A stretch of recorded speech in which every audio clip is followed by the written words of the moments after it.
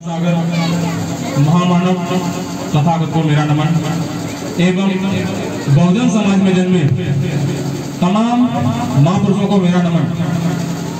आज बड़े हर्ष का विषय है। एक तो आपके गांव में मैं पहली बार आया हूं और ऐसे पावन पर्व पर आप लोगों ने मुझे बुलाया है, इसके लिए समस्त टीम एवं समस्त क्षेत्रवासियों को मेरा बहुत बहुत धन्यवाद।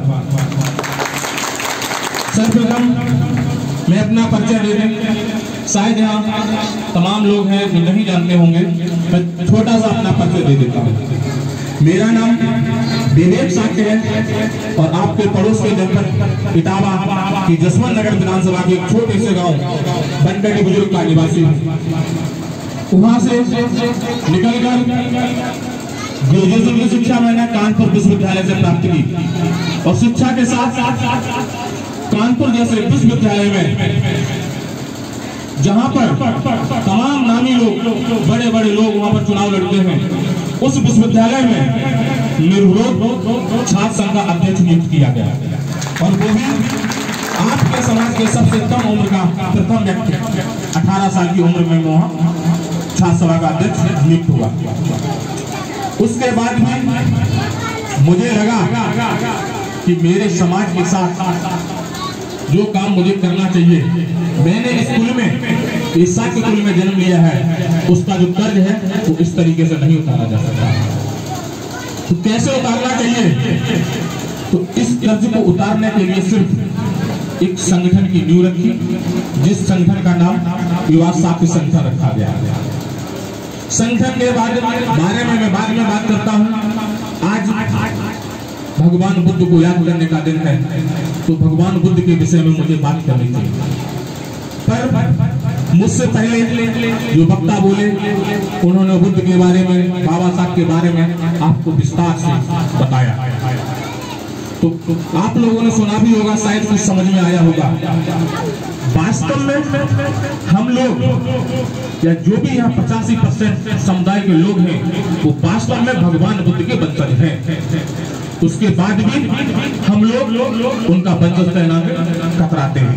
शर्म लगती है हम लोगों को, शर्म महसूस होती है कि हम लोग भगवान बुद्ध के वंशज बताने में। पर कुछ दिनों से, कुछ सालों से इन युवाओं ने वो करके दिखा दिया है कि जो हम लोगों को कई साल पहले कर लेना चाहिए था। आज किसी गांव में चले जाना, किसी जगह चले जाना, हर व्यक्ति भगवान बुद्ध के प्रकाश, भगवान बुद्ध की शिक्षाओं को पढ़ता है, भगवान बुद्ध की बात करता है, हर घर पर पंचशील का ध्वज लगा रहता है। मैं सबसे पहले आप लोगों को एक और बधाई देना चाहता हूं कि आपने अपनी ग्राम पंचायत में कई वर्षों के बाद एक ऐसे युवा को निकाल के प्रधान बनाया जो आप सबके भविष्य के लिए बहुत बड़ी शक्ति के रूप में उभरेगा और आप लोगों के लिए काम करेगा। आज जब युवाओं की आती है तो आप लोगों को, सब लोगों को मिलकर युवाओं को मौका देना चाहिए और वो आप लोगों ने मौका दिया। और युवा मिलकर अकेले ही कोई काम नहीं कर सकते हैं। जब तक बड़े बुजुर्गों की साथ और सहयोग नहीं रहेगा तब तक हम लोग आगे नहीं बढ़ सकते हैं। ये दोनों लोग मिलकर इस मुकाम को हासिल किए हैं और क्षेत्र में दिखा भी दिया है कि हम लोग बहुत कुछ बदलाव कर सकते हैं। आज जैसे मेरे अनूप भैया ने बोला था कि वास्तव में हमारा समाज पिछड़ा हुआ है और इस समाज को जागरूक करने में बहुत बड़ा योगदान बाबा साहब का रहा है। बाबा साहब ने विश्व में जितने धर्म होते हैं हर धर्म का अध्ययन किया। बाबा साहब ने ऐसा कोई भी धर्म नहीं छोड़ा। जब जन्म लिया था तब हिंदू धर्म में जन्म लिया था बाबा साहब ने। उसके बाद उन्हें लगा कि मैं अकेला पढ़ा लिखा होने के बाद भी आज भी उस अपमान को झेल रहा हूं, तो हमारा समाज कितना अपमानित होता होगा। तो एक ऐसा रास्ता निकालना चाहिए जिससे मेरा और मेरे समाज का अपमान ना हो, भला हो सके। बाबा साहब ने जैन धर्म को पढ़ा, बाबा साहब ने ईसाई धर्म को पढ़ा, बाबा साहब ने सिख धर्म को पढ़ा, बाबा साहब हर एक धर्म को पढ़ा और लास्ट में अंतिम में बाबा साहब ने भगवान बुद्ध के दिए हुए संदेश और शिक्षा और धर्म को पढ़ा। जब इस धर्म को पढ़ा तो बाबा साहब को लगा कि मैं अपने आप को और अपने समाज के हर एक व्यक्ति को न्याय और सम्मान और अधिकार दिला सकते हैं, तो वो सिर्फ और सिर्फ इकलौता धर्म है, बुद्ध धर्म है।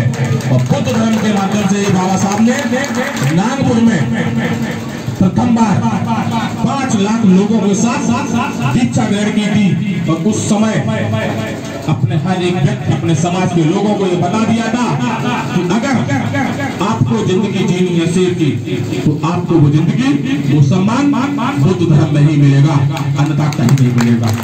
तो उसी दिन से ये 7 मुसवा सैनिक और जाटव और जितने भी एससी समुदाय के लोग हैं, ओबीसी समुदाय के लोग, सब लोगों ने मिलकर ये प्रण उठाया कि हम लोग बुद्ध धर्म के प्रचार प्रसार को करेंगे और बुद्ध धर्म को अपनाने का काम करेंगे। बाबा साहब नहीं, अपितु बहुजन समाज में तमाम ऐसे महापुरुष हुए हैं। यादव समुदाय में ले लो आप, ललाई प्रसाद यादव थे। ललाई प्रसाद यादव ने इतना बड़ा अपने समाज को जागरूक करने का काम किया है कि आज तक कोई भी यादव समुदाय का व्यक्ति कर नहीं सकता है। पाल समाज के लोगों को ले लीजिए, पाल समाज के लोग भी इस देश में 10 ऐसे राजा रहे हैं जो बुद्ध की विचारधारा के लोग थे, जो पूर्णतः बुद्धिस्ट हुआ करते थे।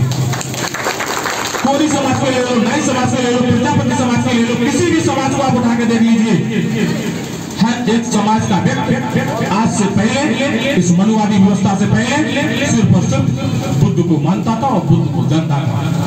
और बुद्ध की वजह से इस देश को सोने की चिड़िया कहा जाता था। और जब से हमारे इस देश में बाहरी आक्रमणकारियों ने इस देश पर जब से नजर लगाई और राज किया, उसी दिन से इस देश को बर्बाद करने का काम किया है। जब सम्राट अशोक का राज हुआ कर रहा था तो इस देश को सोने की चिड़िया कहा जाता था। और कन्याकुमारी से लेकर जम्मू कश्मीर तक जहां से सूरज निकलता था और जहां छिपता था, वहां पर इन मोर पंछियों का राज हुआ करता था।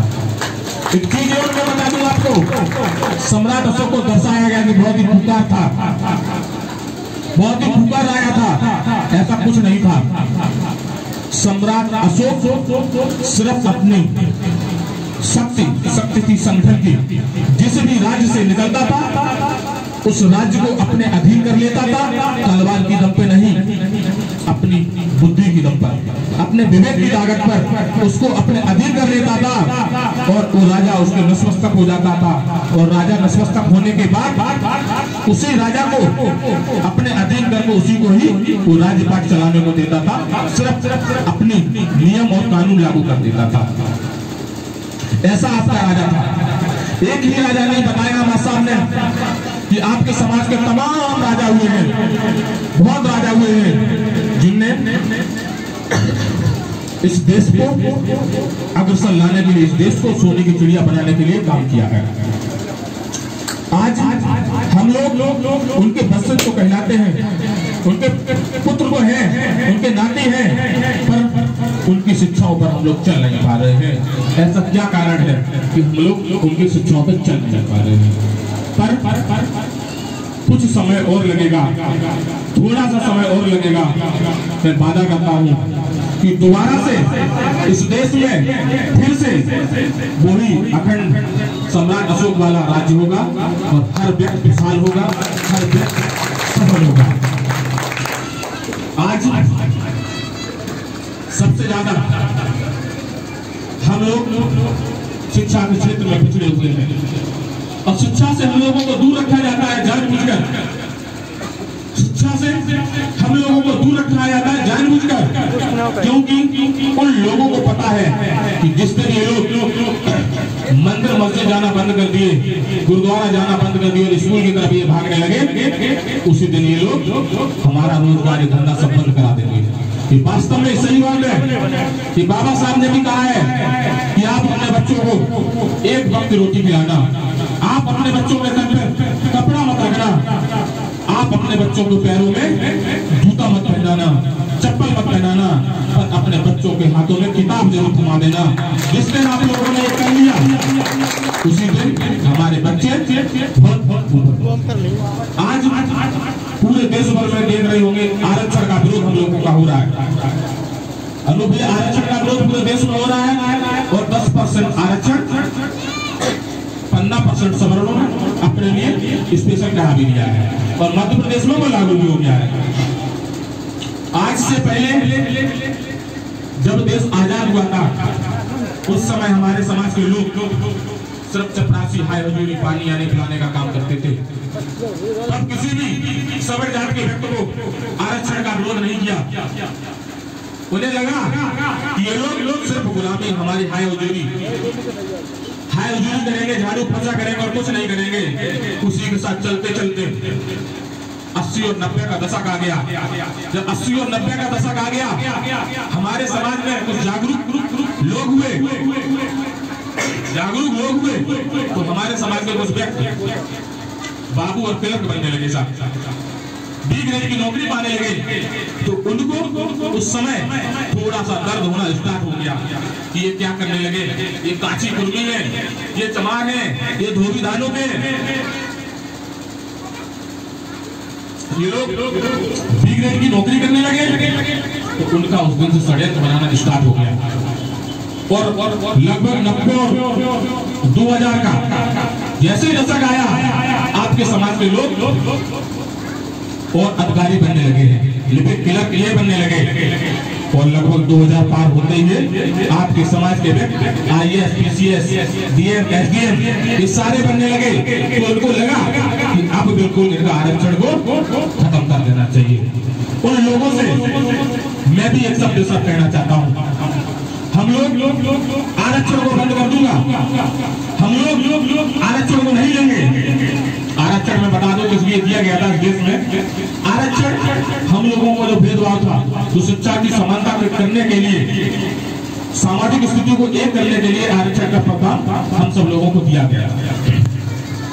मैं उन लोगों से सिर्फ इतना कहना चाहता हूं कि जो लोग आरक्षण का हमारा विरोध करते हैं, वो लोग भी हम लोगों ने तो इस दंश को हजारों साल तक झेला है साहब।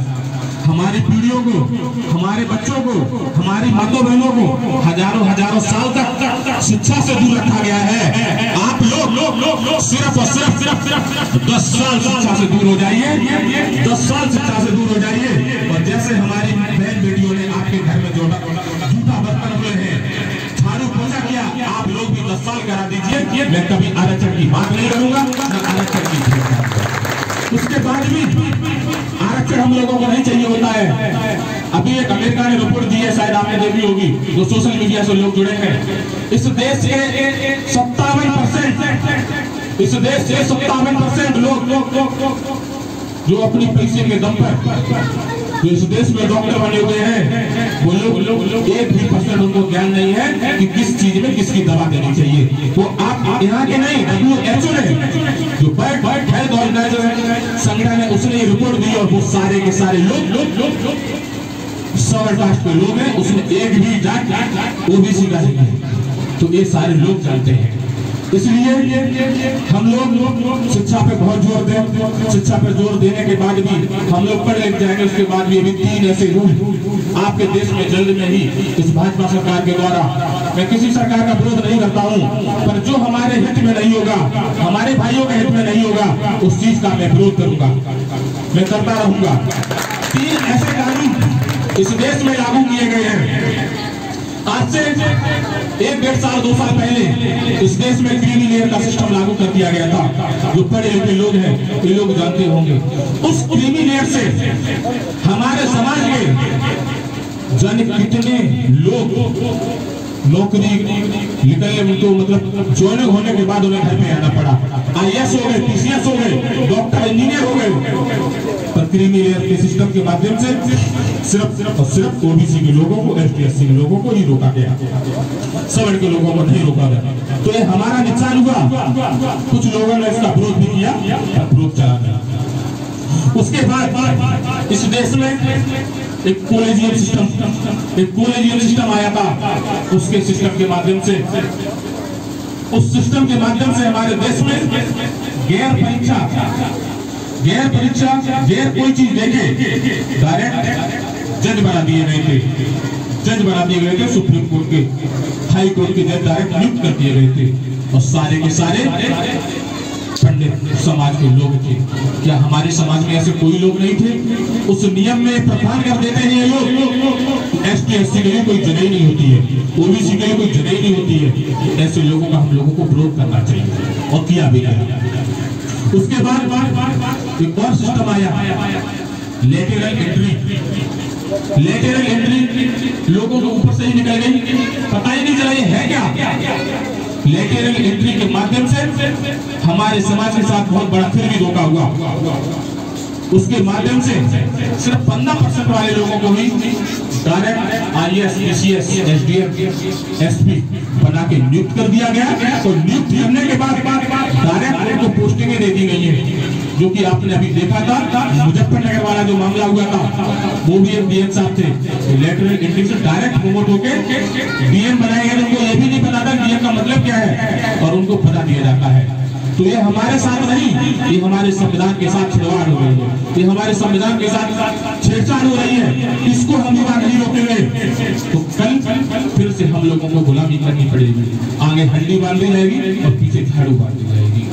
आज दो शब्द, मैं राजनीति पर कुछ नहीं बोलूंगा, पर राजनीति कैसे की जाए, आज समस्या कहाँ है, इस पर दो शब्द बोलता हूँ। पूरे देश में शाक्य कुशवाहा सैनी मौर्य 4 समुदाय को लोगों को अगर जोड़ लिया जाए तो 18% पूरे देश में है, और आपके उत्तर प्रदेश में 14% है। वहीं आपके द्वारे जाटव समुदाय को जोड़ लिया जाए 8.5% इस देश में है। दोनों समुदाय को सिर्फ जोड़ दे तो कितना परसेंट होता है? 18 और 8 26%। और कोई भी सरकार बनाने के लिए 26% बहुमत बहुत होता है। 26% बहुमत से पूर्ण बहुमत में सरकार आ जाती है। और कारण क्या है कि हम लोग एक नहीं हो पाते? कारण क्या है कि हम लोग एक नहीं हो पाते, एक साथ नहीं बैठ पाते हैं? क्योंकि हम लोगों के अंदर मनु व्यवस्था के लोग हम लोगों को विघटन पैदा कर देते हैं। कहीं साक्यों के पास आते हैं कि भाई ये आपके भगवान बुद्ध का नाम नहीं लेते, ये जय भीम करते हैं, ये है, ये समस्या है। और वही साक्य समाज के लोगों के पास जाते हैं, भाई ये जय भीम के नारा लगाते हैं, नमो बुद्धाय नहीं करते। और जाटव समुदाय के पास जाते हैं तो भाई वो नमो बुद्धाय करते हैं और जय भीम का नारा नहीं लगाते हैं। और हम लोगों में ही आपसी व्यवस्था अभी चल रही है। प्रेजेंट में ये देखने को मिलता है। बहन जी जब सरकार में आई थी तो सबसे पहले नमो बुद्धाय का नारा लगाया जाता था, उसके बाद नमो बुद्धाय जय भीम हुआ। ये सही बात है, आपको आगे इंटरव्यू नेहरू दिया। उसके बाद बहन जी के पास कुछ ऐसे लोग रहे, उन लोगों ने सिर्फ जय भीम कर दिया, नमो बुद्धाय हटा दिया। तो जिस दिन से नमो बुद्धाय हटा उस दिन से शाक्य समुदाय, मौर्य समुदाय सारे लोग हट गए। उसके बाद लोगों ने इसकी शिकायत की। शिकायत के बाद एक दूसरा नारा आया कि जय भीम नमो बुद्धाय। इस पर भी लोगों ने ऑब्जेक्शन उठाया। हम लोग इसका ऑब्जेक्शन नहीं करते हैं, पर इसमें भी थोड़ा सा हम लोगों को सुधार करना चाहिए। हम लोगों को नमो बुद्धाय जय भीम इस नारे को बुलंद करना चाहिए, और इसी चीज को लेकर हम लोगों एक साथ आ सकते हैं। इसी चीज को लेकर एक साथ आ सकते हैं। इसके बाद दूसरी बात और मैं बता देता हूँ, पूरे प्रदेश भर में SC/ST एक्ट का प्रावधान जो है सबसे ज्यादा शाक्य और मौर्य कुशवाहा सैनी मौर्य इन्हीं लोगों के ऊपर लगाया गया और आज भी लग रहा है। अन्य किसी भी जाति पर SC/ST एक्ट का प्रभाव बहुत कम होता है, बहुत कम होता है। ये हम लोगों को तोड़ने की सबसे बड़ी साजिश है। क्योंकि जब बहन जी की सरकार हुआ करती थी तो कहीं पर भी शाक्य समुदाय के ऊपर कोई अत्याचार होता था या जाटव समुदाय के लोगों के ऊपर अत्याचार होता था तो हम लोग बैठ कर उसको निपटाने का काम करते थे, न कि कोर्ट कचहरी में जाने का काम करते थे। एक भी नेता आ जाता था उसको निपटा के चले जाते थे। तो ये काम भी हम सब लोगों को करना पड़ेगा, क्योंकि जब 2 अप्रैल को इस देश से 2 अप्रैल को इस देश में जब SC/ST एक्ट खत्म किया गया था, उसको वापस लाने के लिए इस देश में युवा सड़कों पर उतरे हुए थे। तो RSS के लोग बैठे हुए कह रहे थे, ये सारे कुशवाहा सैनिक लोगों, आप लोगों को ही सबसे ज्यादा फंसाया गया। हम लोग भी पूरे संगठन के साथ इटावा में पूरी रोडें जाम की थी, पूरा मार्केट बंद किया था। हम लोगों के पास भी फोन आए कि तुम लोग ये क्यों कर रहे हो? तुम लोगों को हर जगह क्यों फंसा दिया जाता है? ये तुम्हारे सहूलियत के लिए खत्म होता है। हमेशा जब हम गलत नहीं करेंगे तो हम क्यों फंसाएंगे? हम नहीं फंसेंगे। हम लोग इन भाइयों के साथ हैं और सबके साथ कदम से कदम मिलाकर पूरा इटावा जाम किया और सारे पूरे देश के साथ सैनिक मोर्चे के लोगों ने मिलकर इस SC/ST एक्ट को वापस कराया और आज भी बुलंद है। और ये SC/ST एक्ट ऐसे वापस नहीं हुआ था, इसमें बहुजन समुदाय के 27 लोगों ने अपने बलिदानें दी थी। क्रांति में 27 लोगों की जान गई थी। उसके बाद इस देश में दोबारा से SC/ST एक्ट वापस आया है। आज रही सारी समुदाय के लोगों की बात हम लोग चिल्लाते हैं कि अयोध्या में राम का मंदिर है या बुद्ध का मंदिर था, बुद्ध का बनना चाहिए, राम का बना दिया। तमाम भक्ते लोग भी इस चीज को चिल्लाते हैं। मैंने फोन करके भी भक्ते लोगों से कहा था कि ये क्रांति समाज में किसी ने जब आती है, जब उस समाज के लोगों को क्रांति या बलिदान दी जाती है। जिस समाज में बलिदान देने वाला कोई व्यक्ति नहीं है, उस समाज में क्रांति कभी आ ही नहीं सकती है। जब कितने भी हम लोग ऐसे कार्यक्रम करते रहे, कुछ नहीं आएगा। अयोध्या के जब बुद्ध विहार बनने की बात हो रही थी, या संघ की बुद्ध विहार बनने की बात हो या कहीं की बात हो, उस समय हमारे बौद्ध भिक्षु या हमारे समाज के लोग उसमें घुस जाने चाहिए थे। चाहे गोली लगती, चाहे मर जाना चाहिए था, कुछ भी होता। जब ये हो जाता तो युवा ये चुपचाप नहीं बैठते साहब। ये युवा एक भी चुपचाप नहीं बैठते। ये पूरा मार्केट, ये रोड बंद कराने का काम करते, सरकार कराने का काम करते, ये लोकसभा विधानसभा लेने का काम करते और वहां पर बनवाकर ही दम लेते, तब तक ये रुकते नहीं।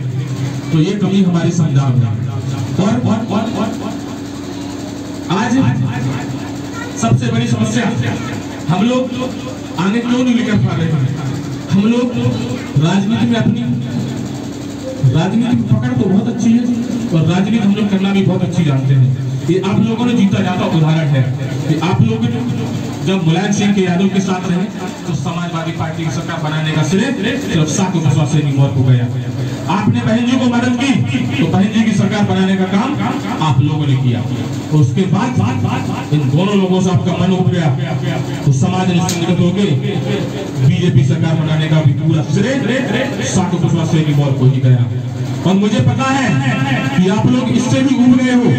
अब क्या करोगे ये समय बताएगा, पर ये मेरा समाज संगठित है और संगठित एक जगह वोट डालता है, इसलिए आज समाज की वैल्यू है, नहीं तो वैल्यू नहीं होती। अब बात कुछ ज्यादा लंबी हो गई, मेरे कार्यक्रम में और भी जगह लगे हुए हैं। अब 2 शब्द मैं संगठन के बारे में बोलूंगा और इन युवाओं की। सबसे पहले जो यहाँ की टीम है अछंदा बयान की संगठन की, इसको बहुत बहुत मैं धन्यवाद देता हूँ कि आपने ऐसे आयोजन किए, ऐसे आयोजन के माध्यम से समाज को जागरूक करने के लिए मुझे बुलाया, इसके लिए बहुत बहुत धन्यवाद। आज संगठन के माध्यम से हम लोगों के क्या काम रहते हैं, एक काम में आप लोगों को अवगत करा दें। युवा साथी संगठन के माध्यम से समाज में नहीं उत्पीड़न हो रहा है। हमारे समाज के किसी भी व्यक्ति को, बहुजन समाज के किसी भी व्यक्ति को कहीं पर भी सताया जा रहा है तो वहां पर हम लोग संगठन के माध्यम से जाएंगे और उसकी मदद करने का काम करते हैं। किसी भी हमारे भाई के ऊपर अत्याचार किया जा रहा है, हमारी किसी बहन के ऊपर अत्याचार किया जा रहा है, उसका जवाब, उसका बदला लेने का काम युवा साथी संगठन करता है। किसी भी गरीब बेटी की शादी हो या शिक्षा के क्षेत्र में किसी भाई बहन को पढ़ने के लिए कोई आर्थिक मदद की जरूरत हो, ऐसी स्थितियों में हम लोग मदद करने का काम करते हैं। आज संगठन में काम करते करते लगभग 8 साल हम लोगों को हो गए। 8 साल में हम लोगों ने अपने समाज में या बहुजन मूवमेंट के समाज को, बहुजन समाज के लोगों को बहुत बड़ा बदलाव देखने को मिला है। ये आपके जनपद में लगभग इस बार ग्राम पंचायत के चुनाव में 50 प्रधान हुए। एक आपका जनपद नहीं है, जहां जहां इन युवाओं ने क्रांति, इन युवाओं ने मेहनत की है, वहां से प्रधान आपके समाज के हुए हैं। ये पूरा सिर्फ इन युवाओं को, इस संगठन के लोगों को जाता है। आज जनपद इटावा में इससे पहले जितने प्रधान से उनसे ज्यादा डबल दोगुने प्रधान हुए हैं। तो ये आपकी एकजुटता और आपकी बुद्धि और विवेक का फल है। आज कुछ समस्याएं हमारे समाज में हैं, उन समस्याओं को दूर करना चाहिए। एक तो जैसे प्रबंधक जी ने बताया है कि दारू की समस्या, वास्तव में कहीं पर भी आप किसी भी दारू के ठेका पे जाना, सुबह से लेकर शाम तक, हमने लगभग 2 साल पहले एक सर्वे कराया था कि दारू के ठेके का, सुबह से लेकर शाम तक सबसे ज्यादा 2 कौमे ही दारू के ठेके के ओर पास घूमते हुए आपको मिलेगा। एक तो 60 और दूसरा जाटा। ये दोनों सबसे ज्यादा दारू पीते हैं। और यही 2 समुदाय के लोग सुधर जाएंगे तो ये देश सुधर जाएगा, ये देश सुधर जाएगा। और दूसरी बात क्या है, हमारे समुदाय में कोई भी बच्चा कितने भी अच्छे वक्तव्य कर रहा हो, कितने भी अच्छे वक्तव्य कर रहा हो, हमारे समाज में कमी है। अगर पीछे कोई भी समोसे या चाय बांटना स्टार्ट कर दे, उस वक्ता को कोई भी सुनेगा नहीं। चाय और समोसा के पीछे हम लोग खड़े हो जाते हैं। इस समोसा और चाय को छोड़ना है, इस लालच को छोड़ना है। जिस दिन इस समोसा रूपी या चाय रूपी लालच को जिस दिन हम लोगों ने छोड़ दिया और स्वाभिमान की जिंदगी हम लोग जीने लगे, उसी दिन हम लोग जो मिशन है उस मिशन को प्राप्त कर लेंगे। और इसी की बात में अंतिम शब्दों में आप लोगों से एक निवेदन करूंगा और कुछ अपना दर्द बताऊंगा। इस संगठन क्यों बनाया है मैंने। संगठन आज से लगभग 8 साल पहले की एक बात ऐसी है, मैं जब कानपुर पढ़ता था, कानपुर से जब मैं अपने गृह जनपद इटावा आया और इटावा आने के बाद जसवंत नगर एक बार मार्केट गया था। मार्केट जाते हुए तो जसवंत नगर थाना है तो रास्ते में पड़ता है, तो उधर से होते हुए निकलते हैं। तो जब वहां से निकले तो मैंने देखा कि कुछ हमारे समाज के व्यक्ति जो मेरे साथी थे वो लोग उस थाने के बाहर खड़े हैं। तो क्या ऐसी बात हुई, मैंने पूछा उनसे, यहाँ भाई थाने में क्यों खड़े?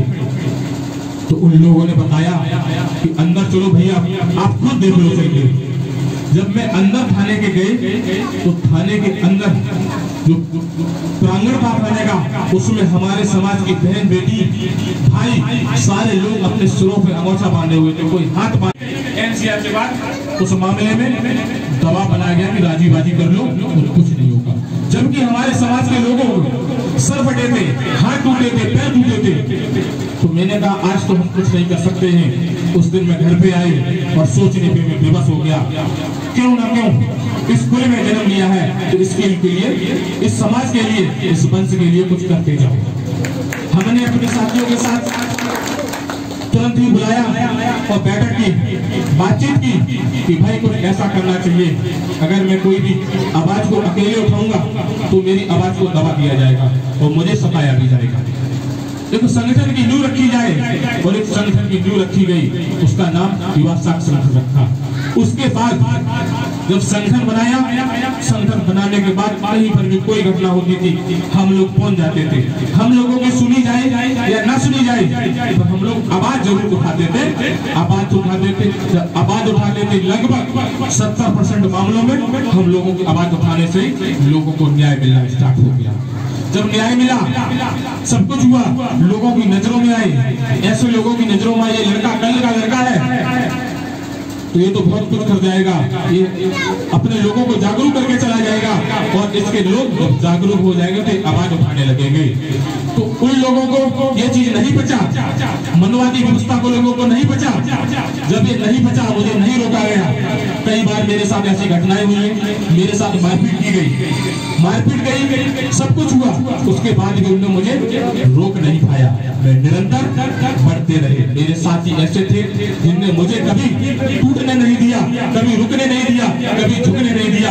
पर मैंने अपने किसी साथियों को ये नहीं पता लगने दिया कि भाई मेरे साथ भी मारपीट हो गई है, भाई मेरे साथ भी कोई मुझे मार के चला गया, क्योंकि जिस दिन मैं अपने साथियों को बता देता तो मेरे साथियों का मनोबल टूट जाता। सिर्फ मैंने अपने अंदर इस दृढ़ निश्चय से इस चीज को कंफर्म कर लिया था कि मैं इसका बदला जरूर लूंगा। उसके बाद भी निरंतर इस सरकार में भी मैंने अपने समाज की लड़ाई लड़ी, सोशल मीडिया के माध्यम से लोगों ने देखा होगा, पर मुझे न रोक पाने के बाद भी मेरे ऊपर प्रेजेंट में 14 मुकदमा लगाने का काम कुछ इससे पहली सरकार ने, कुछ इस सरकार ने काम किया। मुकदमा लगाने के बाद सारे मुकदमे झूठे, 3 से 7 के मुकदमे लगा दिए गए और इस लॉकडाउन में मुझे जेल भिजवाने का काम भी इस सरकार के द्वारा किया गया, जिससे मैं इस मुहिम को रोक दूं। इन मुकदमों के बाद भी इन सारे युवा साथियों ने मुझे रुकने नहीं दिया। लॉकडाउन में भी जिस दिन मुझे अरेस्ट किया गया था उस दिन लगभग 500 से ज्यादा युवा साथी कचहरी पे धरना दे रहे थे हमारे लिए। तो मुझे लगा कि मैं आज इस सही दिशा में काम कर रहा हूँ और मैं निरंतर काम करूंगा। मैं अपने परिवार में एक अकेला व्यक्ति हूँ, माँ और पिता और उसके बाद मैं।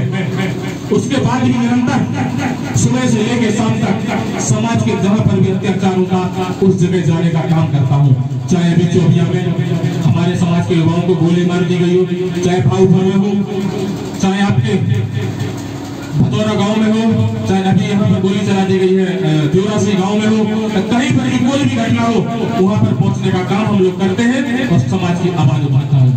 ये मुझे पता है कि मेरी जिंदगी कोई ज्यादा नहीं है, क्योंकि मैं अगर ऐसा काम करता रहा तो हम जैसे लोगों को ज्यादा जीने नहीं देंगे मनवादी लोग। इसीलिए मैं हर इस युवा से, हर एक भाई से अपील करता हूँ कि एक विवेक साधु को ये लोग मार सकते हैं। जब हर घर में, हर गांव में विवेक साधु हो जाएगा कि कितने विवेक साधुओं को मारेंगे और कब तक इन सबको रोकेंगे। तो सब मेरे युवा साथियों से मेरा निवेदन यही है कि आप लोग हर एक साथी विवेक साथी है, तो आज से फैल करें, अपने क्षेत्र में ही आप लोग काम करें। सिर्फ अन्याय के साथ, अन्याय जहाँ हो रहा है उसकी आवाज उठाएं, जहाँ आपकी ना सुनी जाए आप इन लोगों से बताएं, मुझे बुलाएं, हम लोग आपके साथ कदम से कदम मिलाकर लड़ाई लड़ेंगे। और हर घर में जब विवेक हो जाएगा तो किसी भी विवेक को या किसी भी विवेक के परिवार को लोग सताने की हिम्मत ही नहीं कर सकते। मैं वादा करता हूँ एक जनपद में 10 लोग ऐसे हो जाए हमारे जैसे, किसी की ताकत नहीं है कि कोई सता के चला जाए। इसी के साथ साथ मैं अपनी वाणी को विराम देता हूँ और अंतिम अपील करता हूँ कि आज बुद्ध पूर्णिमा का दिन है। आप सभी लोग अपने घर पर शाम को मोमबत्ती जलाकर पूजा करने के बाद खीर बना के पूरे परिवार के साथ बैठ के खाना और खाने के बाद शाम को अपनी छतों पर मोमबत्ती जरूर लगाना। इसी के साथ मैं अपनी वाणी को विराम देता हूँ। नमो बुद्धाय, जय श्री राम, जय भीम।